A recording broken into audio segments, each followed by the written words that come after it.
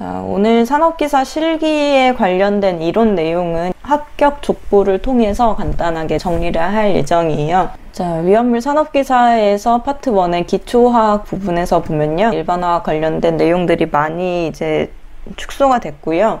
지금 이 내용은 작업형에서 출제가 되었던 내용인데 아직 20년도에 출제된 적은 없지만 기존에 출제됐던 내용들이 또 나올 수 있기 때문에 한번 보도록 하겠습니다.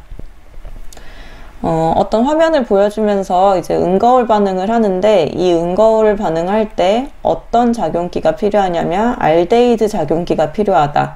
그리고 요오드 포름 반응을 하는데 어떤 것이 요오드 포름 반응을 할 수 있겠느냐라는 문제에서는 메틸에틸 케톤, 아세트알데히드, 1차 알코올 중 에탄올, 2차 알코올이 요오드 포름 반응을 할 수 있다.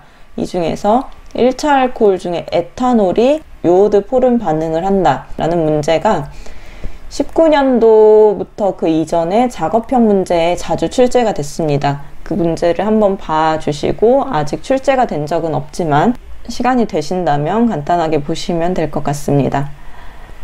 그리고 화학반응식에 대한 거는 문제를 풀면서 문제에 출제됐던 것들은 모두 암기를 하셔야 된다라고 생각하시면 돼요.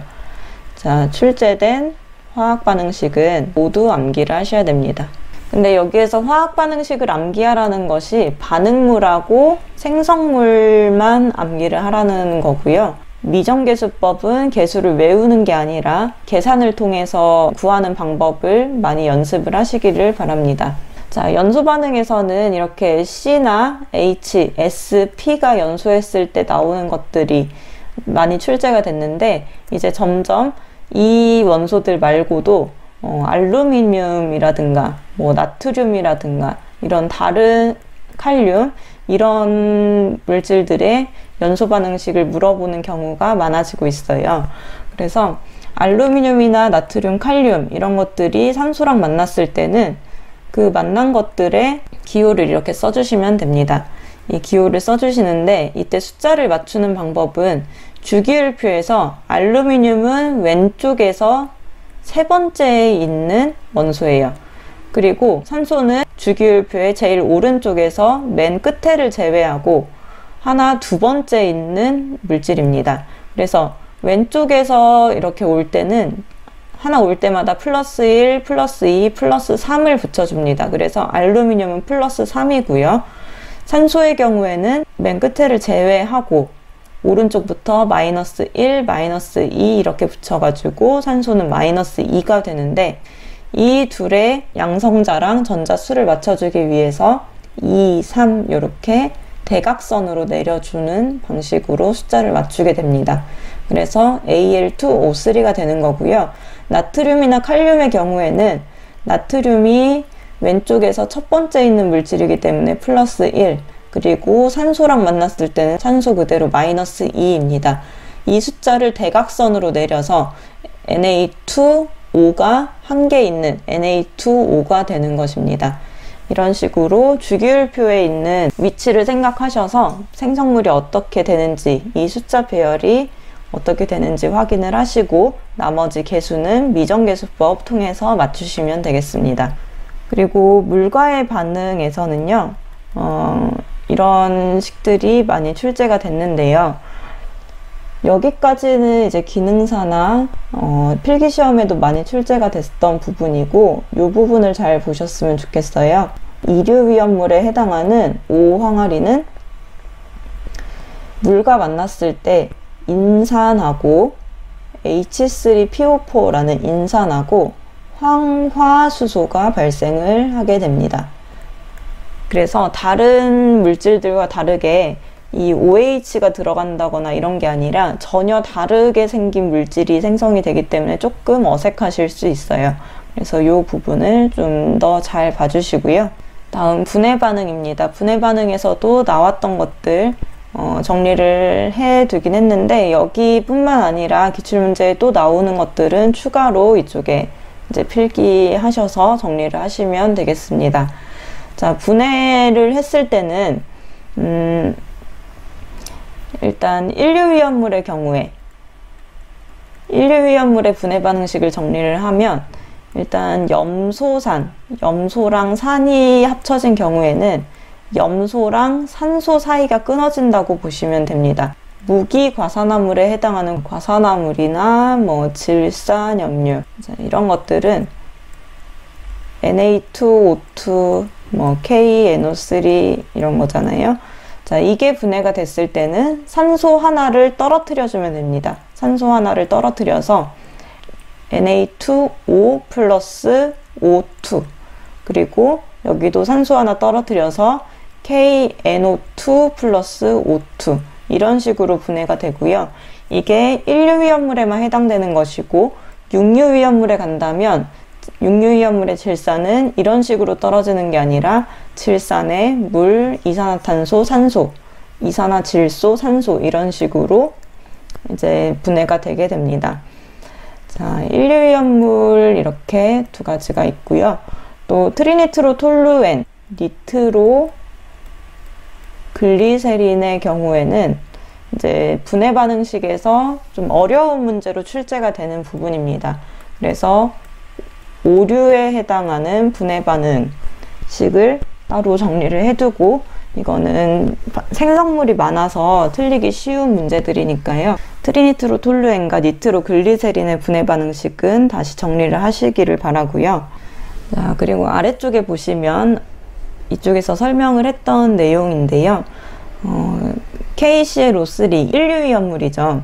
1류위험물에 염소산, 염소랑 산이 합쳐진 경우에는 이렇게 끊어져서 생성물을 만들게 됩니다. 근데 그렇지 않은 경우에는 Na2O2와 같은 경우에 산소 하나가 빠져나가면서 Na2O랑 O2, 그리고 얘는 질산 암모늄인데요. 여기에서는 산소 하나만 빠져나가는 게 아니라 이런 식으로 N2, O2, H2O라는 예외 사항으로 보시면 되겠습니다. 1류위험물 중에 이런 것들은 그냥 산소만 빠져나오는 것이 아니라 산소가 나오기도 하는데 다른 물질도 나오는 것으로 출제가 된 적이 있어요. 그러니까 1류위험물 중에서 이 아래 것들은 예외사항으로 따로 암기를 하시면 좋겠습니다. 자, 다음 이상기체 상태 방정식은 이 식을 기준으로 보통 n분의 WRT가 많이 출제가 되기는 하지만 산업기사에서는 V는 Pn분의 WRT 뿐만 아니라 W를 기준으로 놓고 이제 바꾸는 경우, 또는 뭐 분자량을 놓고 바꾸는 경우, 이런 식으로 여러 가지로 이게 변형이 됩니다. 그래서 변형되는 형태를 이제 몇 가지 파악하시면 처음에는 이게 조금 어려워 보일 수도 있겠지만 쉽게 문제 점수를 딸 수 있는 부분이니까 연습을 해서 꼭 맞추시기를 바라고요. 이 문제는 이따 기출문제 풀이를 통해서 한번 정리를 하도록 하겠습니다. 그래서 이상기체 상태 방정식은 이런 식으로 유형이 심화가 될 수 있을 텐데요. 변형을 해서 V를 구할 때는 PV는 n분의 WRT에서 정리를 해가지고 Pn분의 WRT 하고, 조건이 제시된 물질의 몰수, 개수에서 구해야 하는 물질의 개수를 이렇게 곱해주면 내가 원하는 물질, 구하고자 하는 물질의 부피를 구할 수 있습니다. 그리고 문제에서 조건이 없거나 표준 상태라는 말이 나왔을 때는 온도를 0도씨, 그러니까 273켈빈, 그리고 압력을 1atm으로 놓으면 되고요. 압력이 밀리미터 Hg로 이제 정해졌을 경우에는 760분의 1을 곱해줘서 atm으로 환산한 다음에 계산을 하시면 됩니다. 그리고 이론 공기량을 구하여라 하는 경우에는 공기 자체가 79%의 N2와 21%의 O2로 이루어져 있기 때문에 기체 한 개에는 0.21개의 O2가 있다라는 것을 이용해서 곱하기 0.21분의 1을 해주시면 되겠습니다. 이것은 공기량에 해당하는 거고 산소를 구할 때의 방식이 아니라는 점 유의를 하시기를 바랍니다. 자, 다음으로 이제 연소 및 화재에서 사료위험물의 경우에 인화점이 낮은 순서에서 높은 순서로 분명히 배치가 됩니다. 그래서 특수인화물부터 동식물 유류 순서로 인화점이 높아진다라고 보면 되고요. 특히 특수인화물 안에서 인화점은 특, 이디, 아산 이렇게 우리가 암기를 하잖아요. 이 중에서 이, 디, 아, 산, 이 형태로 인화점이 됩니다.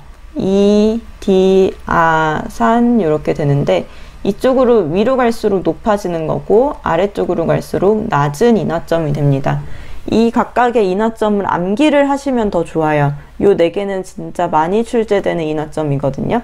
그래서 암기를 하시면 좋겠지만 만약에 이게 기억이 안 난다. 그러면 특, 이디, 아산을 이 순서대로 이, 디, 아산 이렇게 쓰시고 여기에 인화점이 어느 정도 되는지 추측해서 푸셔도 좋을 것 같습니다. 그리고 연소 범위에 대한 문제가 이렇게 돼 있는데 이것을 이 물질은 연소 범위가 이런 물질이다. 이 물질은 어떤 물질인가 하고 추측할 때 이제 예상해 볼 때 사용할 수 있는 조건들이고요. 요즘에는 연소 범위를 이렇게 주는 것뿐만 아니라 위험도를 구하는 문제도 많이 나오고 있어요. 자, 위험도는 이 연소 범위에 따라서 구하게 되는데 높은 것 빼기 낮은 것을 해서 구하고요. 이 위험도의 단위는 없습니다. 연소 범위를 가지고 위험도를 구하는 방법은 예를 들어 아세톤이라고 했을 때 아세톤의 낮은 범위가 2고 그리고 높은 범위가 13이기 때문에 낮은 거 2분의 13-2 이런 형태로 위험도를 구하는 거고 이렇게 구하는 이유는 연소 범위가 넓으면 넓을수록 위험한 것이기 때문에 이게 얼만큼 위험한지를 구하기 위해서 높은 것과 낮은 것의 차이가 크면 클수록 위험해진다. 그리고 위험도의 하한값, 낮은 값이 작으면 작을수록 위험해지니까 이렇게 구한다고 보시면 되겠습니다. 다음은 소화 및 소방시설에서 자, 여기에 있는 이 분말 소화약제의 경우에는 다 알고 계시겠죠? 그 중에 일종 분말 소화약제의 경우에는 온도에 따라서 분류해서 알아두시면 좋습니다. 270도씨인 경우에는 Na2CO3 플러스 CO2H2O 이렇게 우리가 기본적으로 알고 있던 방식으로 분해가 되는 반면에 여기에서 온도가 더 높아지게 되면 Na2O 가 됩니다. 탄소 하나가 빠져나가면서 Na2O가 된다는 점 온도에 따라서 알아두시고요.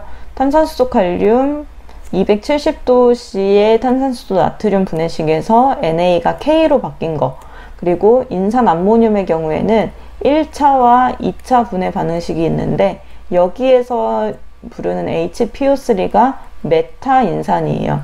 자, 이 메타인산이 다른 분말 소화약제의 CO2 역할을 하기 때문에 메타인산이 발생한다 하면은 Na3 플러스 HPO3 플러스 H2O를 하시면 되겠고 만약에라도 1차 분말 소화약제 반응식을 쓰시오라고 하면은 NH3, H3, PO4를 쓰시면 되겠습니다. 2차가 대부분 많이 나와요. 그리고 4종 분말 소화약제의 분해식은 따로 암기하지 않으셔도 되고 3종 분말 소화약제는 ABC 소화약제라고도 많이 불립니다. 자, 한론 소화약제 이렇게 문제가 나오면 참 쉽고 또 문제 점수를 따기 좋겠죠.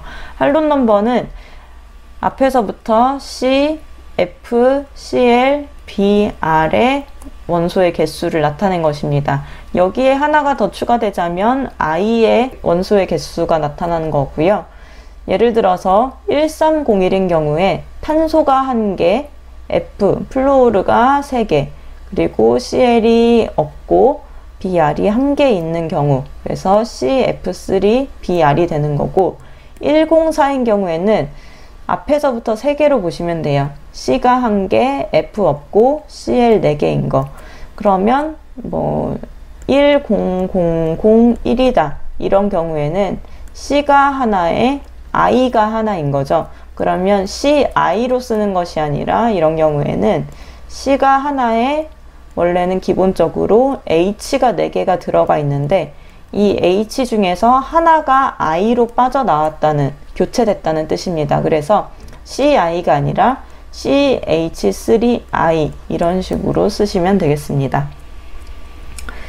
자, 불활성가스 소화약제는 5, 5랑 5, 4, 1이 각각 이 불활성가스 소화약제의 종류가 몇 %, 들어있는지 비율을 나타내는 것인데요. 활성이 없는 다른 것과 반응하지 않는 가스 N2, AR, CO2입니다. 이 순서로 5, 5는 5대 5가 들어가 있다. 그리고 5, 4, 1은 5대 4대 1이 들어가 있다는 뜻으로 5, 4, 1의 경우에는 N2가 52%, AR이 40%, CO2가 8%인데 이것을 대략적으로 보면 N2가 50%, CO2가 10% 정도 대략 된다. 그래서 5, 4, 1의 비율로 볼 수 있겠죠. 그래서 이제 이 소화약제의 이름이 이렇게 되는 것입니다. 비율에 따라서 이름이 붙여진 거고요. 소요단이 중요한데요. 소방시설에서 이 면적에 불을 끌 때는 얼만큼의 소요단이, 얼만큼의 소화약제가 필요하겠냐, 소요되겠느냐 라는 것으로 구하는 것입니다. 소요 단위는 제조소나 취급소, 저장소에 따라서 다른데, 자, 우리 위험물 제조소 등 할 때 제조소 등에는 제조소, 저장소, 취급소를 합쳐서 위험물 제조소 등이라고 불러요. 그렇죠? 제조소 등이라고 부르는데 이 제조소는 종류가 한 가지고요. 저장소는 종류가 8가지고 취급소는 종류가 4가지입니다. 그래서 종류가 적은 것끼리 2개를 묶어서 얘네들은 소요 단위 기준 면적도 적어요. 100에 50이라고 보고, 그리고 저장소는 종류가 많고 소요 단위의 면적도 넓습니다. 150에 75. 그러면 언제가 100이고 언제가 150이고 또 50이나 75를 하는 경우는 언제일까요? 자, 100이나 150을 하는 경우에는 내화 구조, 불에 잘 견딘다는 뜻입니다. 그래서 내화 구조일 때 불에 잘 견딘다는 거는 불에 잘 타지 않는다는 뜻이 되겠죠. 그래서 불이 나더라도 이제 많은 면적에 크게 빠르게 붙지 않아요. 그래서 내화 구조인 경우에는 많은 면적을 소화기 하나로 끌 수 있습니다. 그래서 내화 구조인 경우가 면적이 더 큰 거고요. 내화 구조가 아닌 경우에는 불에 잘 견디지 않고 빠르게 타게 됩니다. 그래서 적은 면적을 소화기 하나로 끌 수가 있어요. 왜냐하면 불이 더 심하게 붙기 때문에. 그래서 숫자 차이가 이렇게 절반씩 난다고 보시면 되겠고, 자, 위험물은 지정 수량의 10을 곱한 만큼을 소화기 하나로 끌 수 있다 라고 보시면 되겠습니다. 그래서 위험물마다 각각 위험한 정도가 다르기 때문에 지정 수량을 정하는 건데요. 이 지정 수량의 10배가 되는 만큼은 소화기 하나로 끌 수 있겠다. 소화기 하나가 소요되는 단위가 이렇게 된다 라고 보시면 되겠습니다. 자, 수원의 수량 문제는 작업형에서 나오던 문제이지만 필답형에서도 충분히 출제가 되었고 앞으로도 또 출제가 될 것입니다. 자, 옥내 소화전, 건물 안에 있는 소화전의 경우에는 5개의 7.8을 곱한 만큼, 그리고 밖에 설치된 경우에는 4개의 13.5를 곱한 만큼 물이 필요하다는 얘기고요. 필요한 물의 양이고요. 그리고 이 세제곱미터가 리터로 환산해서 이제 출제가 되는 경우가 있어요. 몇 리터인가 라는 식으로 답을 요구하는 경우에는 이렇게 구한 다음에 곱하기 1000을 해주시면 됩니다. 왜냐하면 1세제곱미터가 1000리터이기 때문이고요. 단위를 실수하지 않도록 하면 되겠습니다.